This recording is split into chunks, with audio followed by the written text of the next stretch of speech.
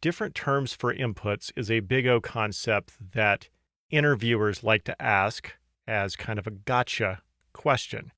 So let's take a look at this. So here's a for loop followed by a for loop. We've seen this before with each of these running n times. And when we looked at this, this was O of 2n.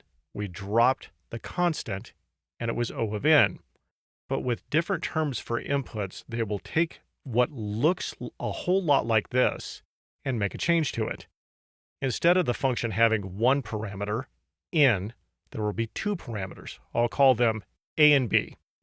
And the first for loop is now going to run a times, and the second for loop is going to run b times. And where they get you with this is that a for loop, you think, okay, a for loop is O of n. Oh, and then it's followed by another for loop. That's O of n. We're going to add these together. That's O of 2n. I'm going to drop the constant, and it's O of n. But you can't do that with a function that has two different parameters. You can't say that a is equal to n and b is equal to n. They're two different things. So what you would have to do here is say this is O of a, and this is O of b. And when you add these together, it is O of a plus b. And that's as far as you can simplify this. You can't simplify this all the way down to one variable and call it O of n.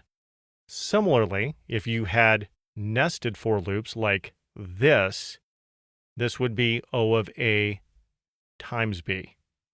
And that is different terms for inputs.